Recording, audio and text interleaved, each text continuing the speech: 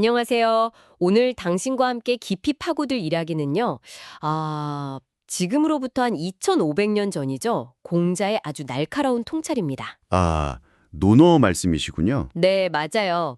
논어 태백편에 나오는 구절인데 만약 주공처럼 정말 훌륭한 재능을 가지고 있다 하더라도 여기까지는 좋은데 그 뒤가 중요하죠.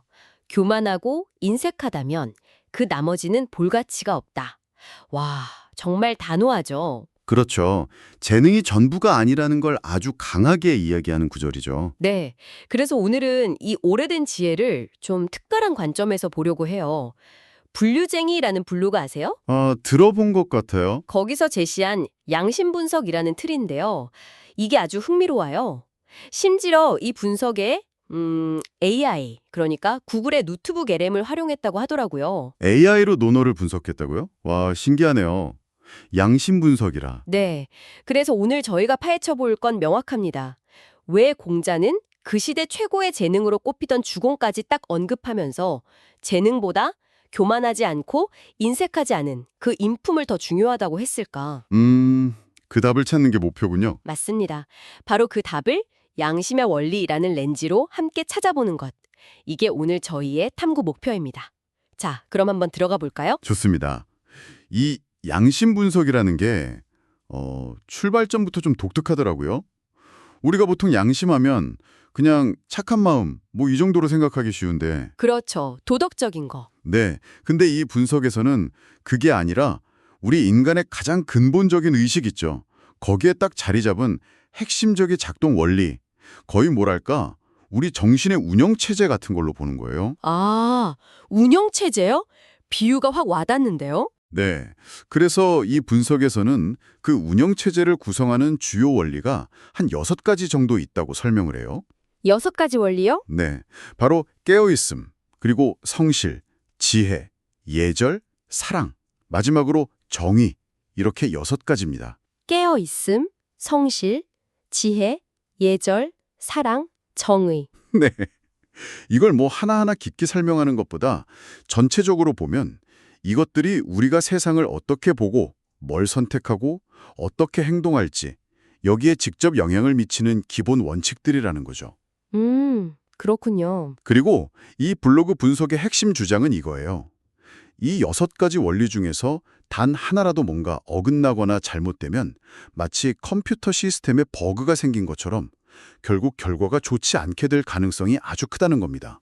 아, 그러니까 양심을 6가지 핵심 원리로 구성된 일종의 마음의 운영체제로 본다. 이 말씀이시네요. 깨어있음, 성실, 지혜, 예절, 사랑, 정의. 와, 이렇게 보니까 그냥 착하게 살자는 구호가 아니라 정말 우리 내면이 어떻게 돌아가는지에 대한 설명처럼 들리는데요? 그렇죠. 훨씬 더 시스템적인 접근이죠. 그럼 아까 공자가 처음에 딱 언급했던 그 훌륭한 재능 있잖아요. 주공의 그 대단한 재능 같은 거요. 이건 이 양심이라는 운영체제 안에서 그럼 어떤 역할을 하는 걸까요? 재능 자체는 이 6가지 원리에 직접 포함되는 건 아닌 것 같은데요. 네, 정확히 보셨어요. 이 분석에서도 재능 자체는 양심의 6가지 원리에 속하지 않는다고 봐요. 아, 그래요? 네, 재능은 뭐랄까, 비유하자면 아주 성능 좋은 하드웨어나 아니면 특별한 기능의 앱 같은 거라고 할 수 있겠죠? 하드웨어나 앱이요? 네, 그런데 아무리 좋은 하드웨어나 앱이라도 운영체제가 불안정하면 제대로 돌아가기 어렵잖아요. 오히려 문제를 일으킬 수도 있고요. 그렇죠. 충돌나고 다운되고. 바로 그겁니다. 재능이 정말로 좋은 힘을 발휘하려면 이 양심의 원리, 즉 안정적인 운영체제랑 딱 결합해야 한다는 거죠. 아하. 예를 들어서 지혜라는 원리가 부족하면 어떻게 될까요? 뛰어난 재능인데 엉뚱한 방향이나 심지어 해로운 방향으로 쓰일 수도 있겠죠. 올바른 판단과 선택을 내리는 그 지혜가 있어야 재능이 제대로 빛을 발하는 거죠. 일리 있네요. 또 성실함이 없으면요. 재능이 그냥 반짝하고 말거나 꾸준히 발전하기 어렵겠죠. 재능을 계속 갈고 닦고 또 올바르게 사용하려는 그 꾸준한 노력이 필요하니까요. 아, 그러네요. 결국 재능이라는 아주 강력한 도구를 제대로 쓰려면 양심이라는 바탕이 정말 필수적이다. 이 이야기입니다. 와, 최고 사양 컴퓨터라도 OS가 엉망이면 그냥 고철덩어리 되는 것처럼 재능도 양심이라는 그 기반 없이는 가치를 발휘하기 어렵다. 이 말씀이시네요. 정말 확 와닿는 비유인데요. 네, 그렇게 이해하면 쉬울 것 같아요. 좋습니다. 그럼 이제 공자가 구체적으로 이건 정말 안 돼 하고 딱 집어서 경고했던 두 가지 있잖아요. 첫 번째가 교만인데 이거부터 좀 더 깊이 들어가 볼까요? 이 교만함이 우리가 방금 이야기한 그 양심 운영 체제의 어떤 부분을 특히 망가뜨리는 걸까요? 이 교만이라는 게요. 이 양심 운영 체제에는 상당히 치명적인 버그를 일으킨다고 볼 수 있어요. 여러 원리랑 충돌을 일으키는데 가장 먼저 딱 보이는 건 역시 예절과의 충돌이죠. 아, 예절이요? 네. 예절의 핵심 중 하나가 겸손인데 교만은 뭐 말 그대로 그 정반대잖아요. 그렇죠. 분석을 보면 겸손해야 다른 사람 의견도 좀 듣고 새로운 것도 배우고 할 수 있는데 교만하면 그냥 자기 생각만 옳다고 딱 믿어버리기 쉽죠. 혹시 당신 주변에도 그런 경우 없었나요? 사람은 똑똑한데 너무 자기 주장이 강해서 사람들이 좀 피하는 경우. 아, 있죠, 있죠. 같이 일하기 좀 힘들죠. 바로 그거예요. 그게 바로 소통을 딱 막아버리고 관계를 넓히기 어렵게 만드는 거죠. 이게 바로 예절 원리가 손상되는 걸로 이어지는 겁니다. 그렇군요. 소통 단절, 관계 악화. 그리고 두 번째로는 교만이 깨어있음을 아주 심각하게 방해합니다. 여기서 깨어있음은 그냥 뭐 잠 안 자고 그런 상태가 아니라 감정에 막 휘둘리지 않고 상황을 좀 객관적으로 볼 수 있는 능력, 뭐랄까 일종의 마음의 평정심 스위치 같은 건데요. 아, 평정심 스위치요. 재밌는 표현이네요.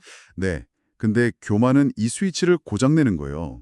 마음이 쉽게 막 들뜨거나 반대로 아주 사소한 비판에도 크게 상처받고 그래서 평정심을 잃게 만들죠. 아, 감정 기복이 심해지는 거군요. 맞아요. 이 분석에서 부처님 말씀도 인용하는데 교만이나 번뇌가 끊어진 사람은 신들도 부러워한다 이렇게 말할 정도로 교만은 마음의 평화를 깨는 아주 큰 원인 중 하나라는 거죠. 또 다른 가르침에서는 교만을 버리라고 하는데 이건 교만 자체가 우리를 묶는 일종의 속박이라는 걸 보여주는 거고요. 속박이라 교만이 우리를 자유롭지 못하게 한다는 거네요. 그렇죠. 마지막으로 교만은 지혜의 문을 그냥 닫아버립니다. 지혜까지요? 네. 교만한 사람은 자기가 이미 다 안다고 착각하기가 너무 쉬워요. 소크라테스가 왜 자신이 뭘 모르는지 아는 것이 진짜 지혜다라고 했겠어요. 공자님도 비슷하게 말씀하셨죠. 아는 것을 안다고 하고 모르는 것을 모른다고 하는 것. 이것이 아는 것이다. 아는 척하지 말라는 거군요. 그렇죠. 자신의 한계를 알아야 더 배우려고 하고 그래야 더 나은 판단을 할 수 있는데 교만은 이런 태도 자체를 그냥 막아버리는 거예요. 결국 잘못된 판단으로 이뤄지기 쉬우니까 지혜로운 선택과는 점점 더 멀어지는 거죠. 와, 교만이라는 거 하나가 예절, 깨어있음, 지혜, 이 세 가지나 되는 중후한 양심 원리를 동시에 망가뜨리는 거네요. 정말 내부적으로 심각한 시스템 오류를 일으키는 셈이군요. 듣고 보니 정말 무서운데요. 아마 당신도 살면서 저 사람은 참 능력 있는데 저 교만함 때문에 스스로 발목을 잡는구나 하고 좀 안타까워했던 경험이 있을지도 모르겠네요. 충분히 그럴 수 있죠.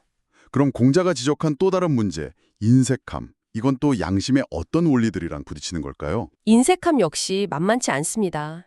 이것도 양심의 핵심 원리들, 특히 사랑하고 정의의 정면으로 위배된다고 볼 수 있어요. 사랑과 정의요? 네. 먼저 사랑의 원리를 한번 보죠. 사랑의 핵심은 보통 타인에 대한 공감, 그리고 배려, 또 우리가 흔히 황금률이라고 부르는 거 있죠. 내가 대접받고 싶은 대로 남에게 해주라 라는 그런 태도인데요. 네, 황금률. 근데 인색함은 어떤가요? 자기 것만 중요하고 나누려고 하질 않잖아요. 이건 뭐 공감이나 배려와는 거리가 멀고 황금률과는 완전히 반대 방향이죠. 그렇죠. 정반대네요. 이 분석에서는 이런 태도가 단순히 돈을 아끼는 문제를 넘어서 타인의 감정이나 상황을 이해하는 그 공감 능력 자체를 떨어뜨릴 수 있다고 지적해요. 여기서도 부처님 말씀을 인용하는데 인색한 자는 천상에 가지 못하지만 지혜로운 이는 베푸는 것을 기뻐한다고 했거든요. 베푸는 걸 기뻐한다. 네, 베품 자체가 막힌다는 건 그만큼 타인과의 어떤 건강한 연결이 끊어진다는 의미도 될 수 있겠죠. 타인과의 연결. 중요하죠. 다음으로 정의의 원리와의 관계를 보면요. 정의는 내가 당하기 싫은 일은 남에게도 하지 말라라는 소극적인 원칙도 있지만 동시에 인간의 여러 욕망들, 특히 재물욕이나 명예욕 같은 것을 절제하는 것을 중요하게 여겨요. 아, 절제. 네. 인색함은 바로 이 재물욕에 대한 절제가 실패한 결과로 볼 수 있는 거죠. 욕심이 과한 거예요. 그렇군요. 욕심. 그리고 또 정의는 준 것과 받은 것이 균형을 이루는가. 그러니까 서로에게 이익이 되는 윈윈 관계를 추구하는데 인색함은 나만 생각하고 베풀지 않으니까 이 상호성의 균형을 깨트리는 거죠. 아, 일방적인 관계가 되는 거군요. 그렇죠. 분석에서는 이렇게 설명해요. 정의가 부족하면 욕망이 욕심이 되고 그 욕심이 집착이 되어서 결국 주변 사람들이랑 싸우고 외톨이가 된다. 인색함이 바로 이런 악순환의 시작점이 될 수 있다는 겁니다. 와, 인색함은 사랑의 원리인 공감, 배려, 황금률을 다 저버리고 또 정의의 원리인 절제와 상호성마저 무너뜨리는군요. 교만이 주로 내 안의 문제, 평정심이나 지혜를 해친다면 인색함은 다른 사람과의 건강한 관계를 망가뜨리는 핵심 요인이 되는 거네요. 네, 그렇게 볼 수 있겠습니다. 이렇게 보니까 교만과 인색 이 두 가지가 왜 그렇게 치명적인 문제인지 이제 좀 알 것 같습니다. 정말이지 양심 운영 체제에 아주 심각한 오류들이네요. 그래서 공자가 결국 나머지는 볼 가치도 없다. 이렇게까지 감하게 말한 거군요. 자, 그렇다면 이 모든 분석을 종합했을 때 공자의 이 경고가 우리에게 던지는 최종의 핵심 메시지, 그건 뭐라고 정리할 수 있을까요? 그래서 이 모든 게 지금 우리에게 뭘 의미하는 걸까요? 네, 이 분석에 도달하는 결론은 사실 아주 명료합니다. 아무리 뛰어난 재능, 그러니까 타고난 기술이나 능력을 갖췄다 하더라도요, 그것을 사용하는 사람의 바탕이 되는 양심의 원리들, 겸손함, 예절, 마음의 평정, 깨어있음, 올바른 판단력, 지혜, 그리고 남을 이해하고 배려하는 마음, 사랑, 마지막으로 서로에게 공정하고 절제할 줄 아는 태도, 정의, 이런 것들이 제대로 작동하지 않으면 그 재능은 쓸모가 없어지거나 오히려 해악을 끼칠 수 있다는 겁니다. 아, 해악까지도요? 그렇죠. 아까 운영체제 비유 계속 들었잖아요. 최신 CPU를 가졌어도 OS가 불안정하면 시스템 전체가 엉망이 되는 것과 똑같은 거죠. 네네. 실제로 한번 생각해 보세요. 교만 때문에 맨날 팀워크 깨뜨리고 인색함 때문에 사람들한테 신뢰 다 잃어버리면 그 사람이 가진 기술적인 능력이 무슨 소용이 있겠어요. 그쵸. 같이 일하기 싫어지죠. 설령 단기적으로는 어떻게든 성과를 낸다 해도 그 과정에서 망가진 관계나 신뢰를 회복하는 데는 훨씬 더 큰 비용과 노력이 들 수 있습니다. 이 분석은 그래서 양심의 6가지 원리 중에 단 하나라도 무너지면 결과적으로는 좋지 않거나 좋아 보여도 그 대가가 너무 크다는 점을 계속 강조하는 거예요. 대가가 크다. 네. 따라서 공자의 이 말은 우리가 흔히 중요하게 생각하는 역량이다, 스킬이다 하는 것들 이전에 그것을 담는 그릇이라고 할 수 있는 인격적인 덕목, 이게 훨씬 더 근본적이고 중요하다는 것을 아주 강력하게 보여주는 거죠. 그릇이 중요하다. 그렇죠. 겸손하고 평정심을 잃지 않고 지혜롭게 판단하고 남을 배려하고 공정하게 행동하는 그 양심이야말로 재능을 진정으로 가치 있게 만드는 토대라는 겁니다. 재능도 물론 중요하죠. 하지만 그 재능을 어떤 사람이 사용하는가가 결국 모든 것을 결정한다. 이런 시대를 초월하는 통찰이라고 할 수 있겠습니다. 오늘 우리는 재능이 뛰어나도 교만하고 인색하면 볼 가치가 없다는 공자의 정말 따끔한 경고를 양심의 원리라는 조금 독특한 틀로 깊이 있게 탐구해봤습니다.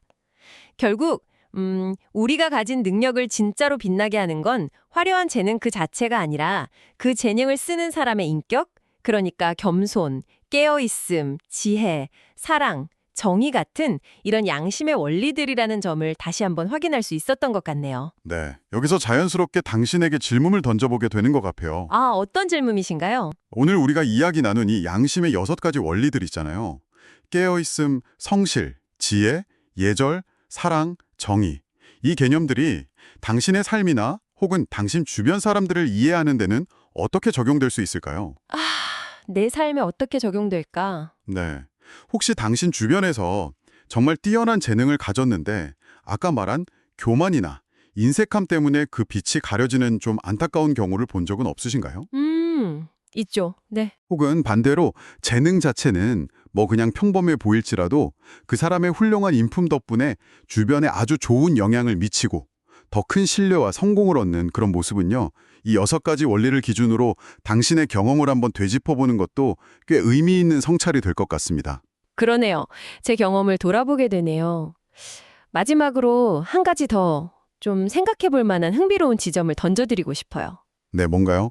오늘 저희가 주로 살펴본 이 분석이 2500년 전 공자의 말씀을 그것도 현대 AI 기술까지 동원해서 양심의 원리라는 틀로 해석했다는 점이에요.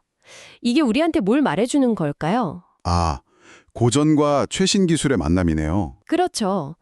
어쩌면 겸손, 평정심, 지혜, 배려, 공정함 같은 이런 윤리적이고 인격적인 원리들이 특정 시대나 문화를 넘어서서 심지어 디지털 기술로도 분석될 만큼 아주 보편적이고 시대를 초월하는 중요성을 지닌다는 그런 의미는 아닐까요?